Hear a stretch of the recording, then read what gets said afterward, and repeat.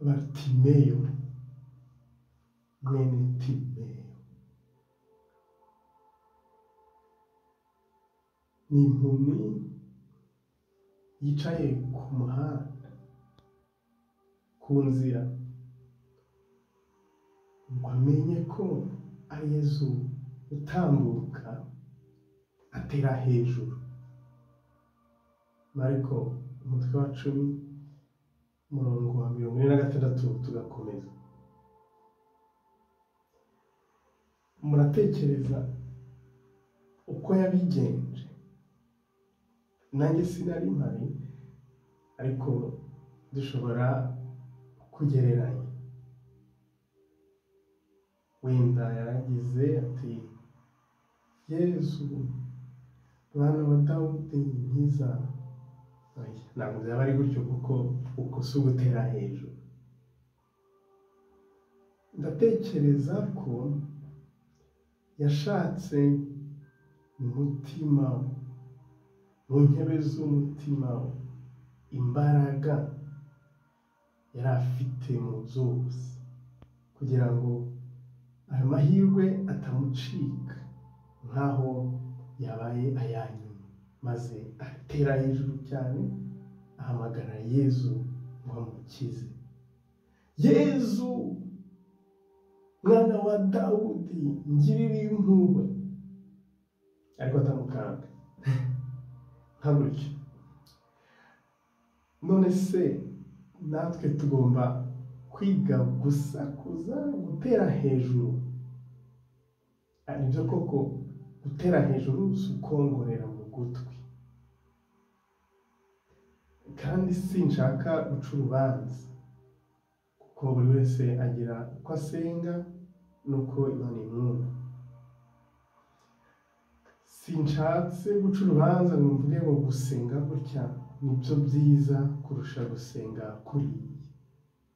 Ariko ubwo benshi kimwe nanjye babyibaza, ndagira ngo nibutse gusa ko burya ni umutima usenga, ntabwo ari umubiri gusa ugaragaje ibiwurimo n'umuntu. Gusakuza gusa nta kintu umuntu afite ku mutima, ngira ngo ntacyo byaba bivuze cyane kuri njyewe. Gutera hejuru, Yesu Mana, haleluya, amina. Nubwo abenshi babiharaye muri iyi minsi, kuri njyewe ntabwo bivuze ikintu kinini cyane.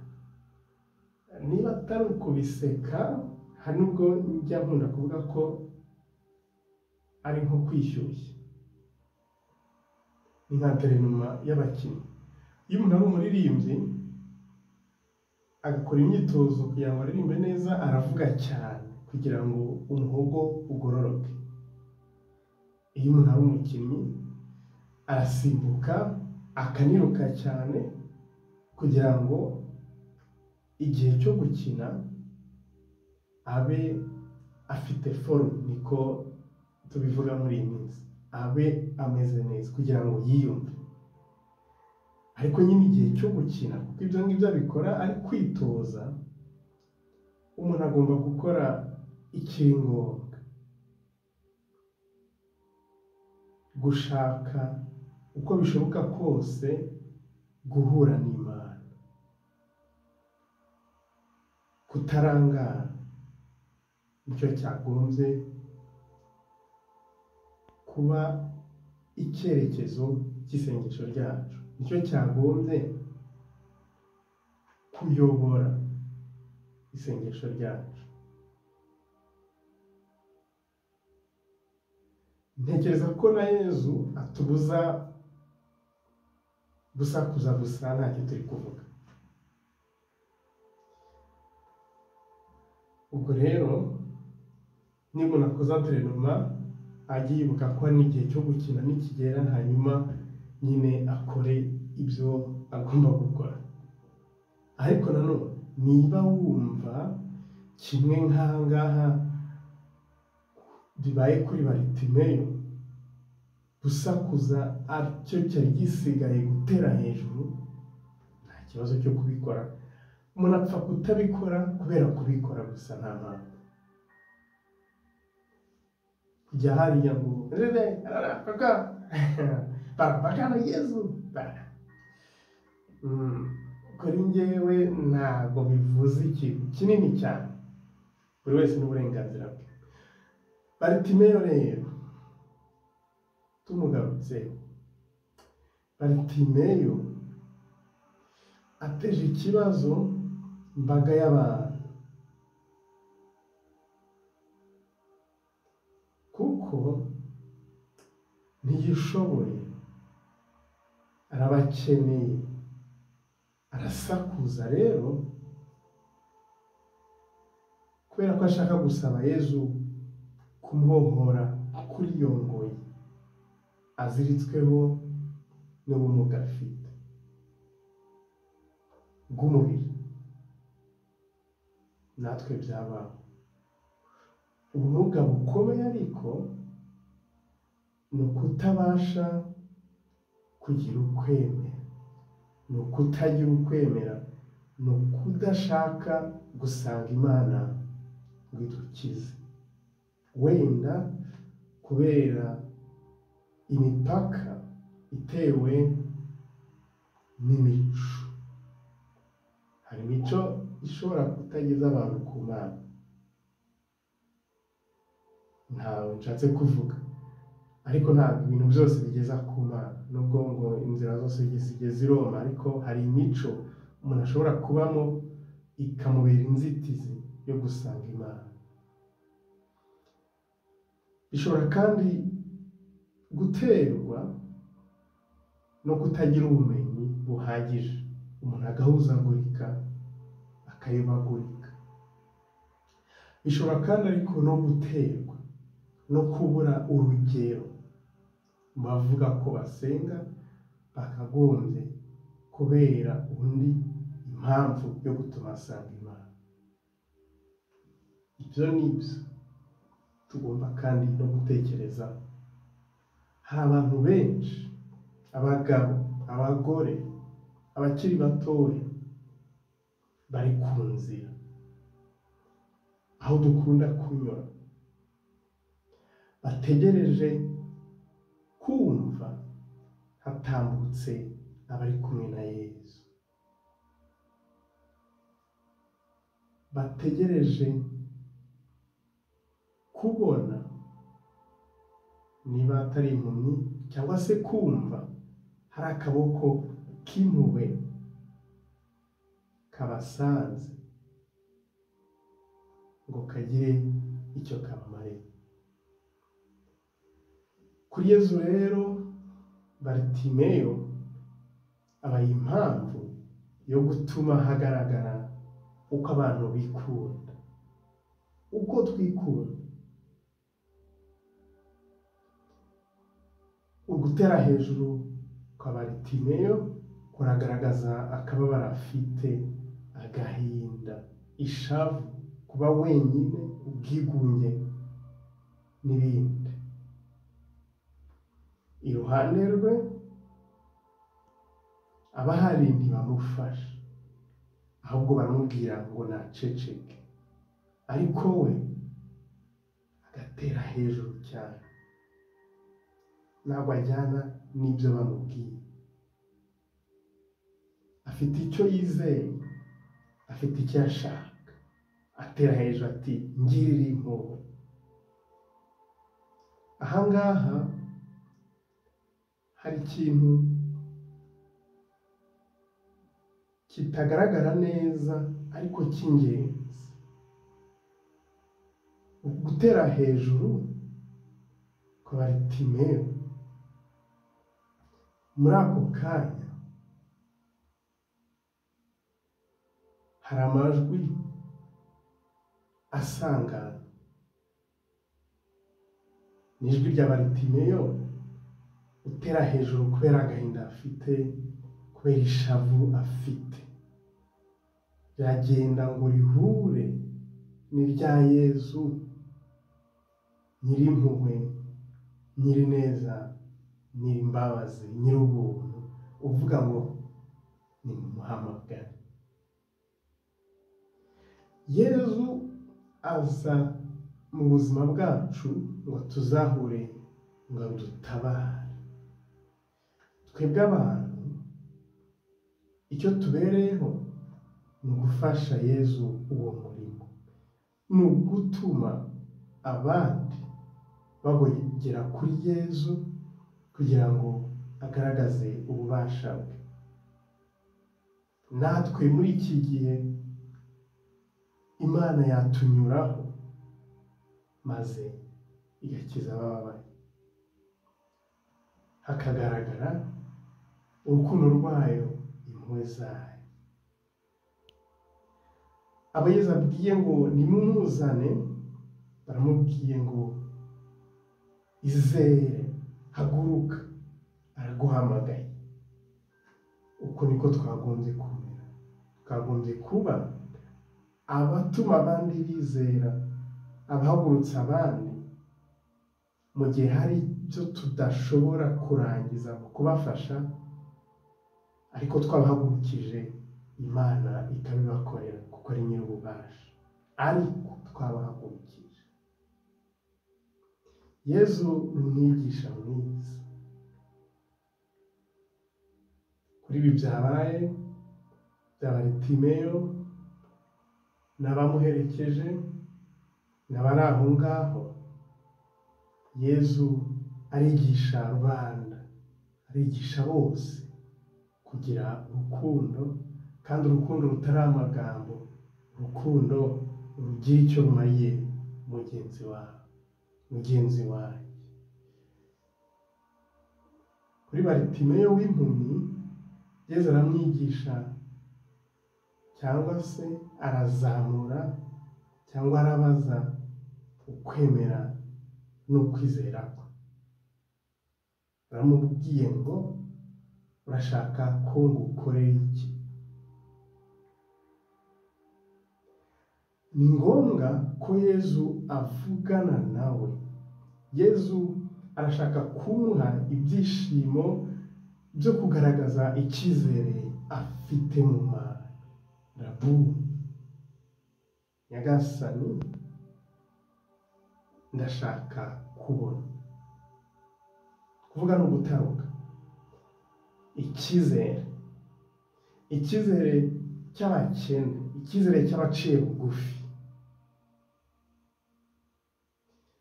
ntabwo kigomba kuba impumyi. Baritimeyo ntabwo yabonaga, nta yandi mahitamo afite n'impumyi. Ariko icyizere cy'abantu bose ntabwo kigomba kuba impumyi, nubwo bo baba ari impumyi. Icyizere gitandukanye no kutagira ubwenge. Nangiye kuvuga ngo kuba ni ijambo ribi, gicucu, oya, icyo ntabwo ari icyizere. Icyizere ntabwo ari ubujiji, ntabwo ari ukwizera mu mafuti, nk'amasengesho amaze gutera muri iyi minsi, niba ariko navuga, aho bakubwira ngo genda ugurishe iyo shati yawe, uzane amafaranga uyahe ugusengera, hanyuma namara kugusengera uzabona amashati menshi, yemwe uzubaka n'amazu y'ama-etaje. Icyo cyizere, uko kwemera kurahengana. Imana ntabwo igurisha, nta n'ubwo igurwa. Ibitandukanye n'ibyo, icyizere bivuga iki? Icyizere ni ukudacika intege, ni ukutemera ko hari ikindi gifite ijambo rya nyuma, ni ugukomeza gushaka kugeza igihe uboneye, ni ugukomeza gukomanga kugeza igihe ufunguriwe. kora ukoresha imbaraga zose Imana yaguhaye, izaguha umugisha. Ibyo yarabisezeranye. Muri iyi minsi turimo tubana kenshi abakiri batoya bababajwe n'imibabaro iri ku isi. Iyaba abo bakizamuka babonaga abakristo bamaze gutera intambwe n'abandi bantu muri rusange bakora ibikorwa by'urukundo, byabatera icyizere nabo bakagenza nkabo. Hari abantu benshi bakeneye kutureberaho ngo bemere Imana. Ubwo rero tugasebya Imana, kuko niba ariko nabivuga, yatwizeye ikizera ko twayibera abahamya. Hari abantu bakora ingendo ndende kubera ko aho bari bitagenda, bahungiye ahandi. Hari abarwayi benshi mu bitaro, hari abantu ku nzira, n'ibindi n'ibindi. Ntawigeze abura aho agaragariza ko afite umutima ukunda. Iyo umuntu umwe muri abo ngabo abonye umugoboka, arongera akamwenyura, arongera akigiramo ubuzima, arongera akagira icyizere. Imana ntitererana abayo. Niyo byageze kure, humvikana ijwi ryayo rivuga ngo munzanire, nk'uko Yezu abigenza kuri Baritimeyo. Ariko nyine nk'uko abivuga, ni twebwe abwira ngo mugende mumunzanire. Mu Ivanjiri, impumyi yajugunye umwenda yari yiteye, irasimbuka, iriruka, isanga Yezu. Yezu yarayibwiye ati, urashaka ko ngukorera iki? Iti, Rabuni, mwigisha, nyagasani, ndashaka kubona. Yezu arayibwira ati, genda, ukwemera kwawe kuragukijije. Nuko impumyi itangira kubona, hanyuma ikurikira Yezu. Yezu yahaye umutima wa Baritimeyo ituze, amahoro. Nicyo cyamuzanye, ni ukongera guha ibyishimo abamwizera bose, abamukunda, abantu muri rusange, ababi n'abeza, ariko bashaka kumwakira, kuko Imana ntiduhata. Yezu yaje guha isi kongera kugira ubuzima yateshejwe n'icyaha. Ku isi yose, ibiremwa byose, niwe mahoro yacu, niwe buzima bwacu. Ni Imana koko, ni inzira, ni ukuri, ni ubugingo. Uyu muntu wo mu Ivanjiri uhindutse umwigishwa mushya, agakurikira Yezu, nawe araduha ubundi butumwa. Aratuma twibaza, mbese ashobora kuzibagirwa mu gihe azumva undi usakuza ntamurengere, nawe akamucecekesha? Oya, ntabwo yabikora, ni nacyo gituma akurikira Yezu kuko yaramumenye. Natwe twibaza,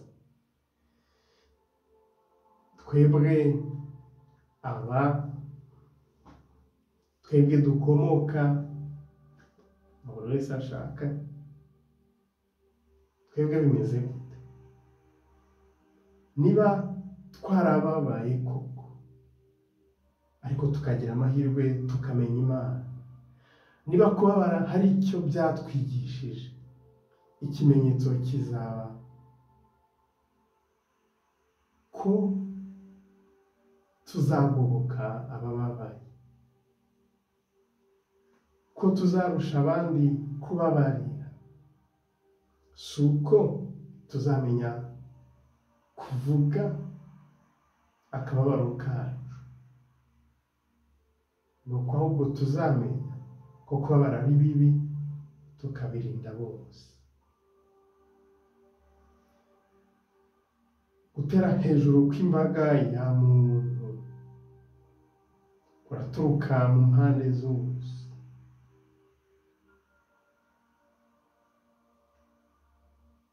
Aho turi hose nidufashe Yezu ngo abo bose bababaye bakire, abo tudashoboye gufasha tubamugezeho abakize n'Imana. Ariko nyine tugomba kugira icyo dukora kuko Yezu n'Imana muri twe. Ntabwo ari bugaruke none kugaburira umushonji utuye iruhande rwawe, ahubwo ni wowe abwira ngo ubikore. Muhamagare, mufashe, mugoboke. Yezu arashaka gukiza abantu aduhereyeho, aho kugira ngo tube inzitizi yo gutuma abantu badakira, nitube ikiraro bambukiraho bakaronka umukiro. Nyagasani, jya umenya, jya umpa kukumenya, jya umenya buri gihe kandi niko ubigenza. Ahubwo mpa kukumenya kuko njye ntakumenya kenshi, kuko njye ntamenya kenshi igihe uzira kunsura muri wa mukene, muri wa wundi uciye bugufi. Jya umpa kumenya urukundo rwawe, umpe no kumenya kurwereka abandi. Ujye umpa kumenya kubona ukuboko kwawe kumpamagara, kunyereka abo ushaka kugoboka muri njyewe, maze ngukurikire kugeza igihe nzagerera mu bugingo bw'iteka. Akandi kantu gatoya twibaza, Baritimeyo bivuga iki? Mu cyarameya bar biravuga ngo umuhungu, Timeyo bikavuga icyubahiro. None ntabwo byaba ari umunsi bumvise iri jambo yitwa muhungu wa cyubahiro, ntabwo byaba uyu munsi umwanya kuri wowe wo guha Imana icyubahiro, wo kugira icyo ukora ngo Imana yubahwe. Dusaba Imana ingabire yo kuba ibikoresho byayo bigwiza amahoro hose, bituma abakene, abaciye bugufi bamenya Imana, babona urukundo rw'Imana, maze twese hamwe tuzayisange tubane iteka. Amen.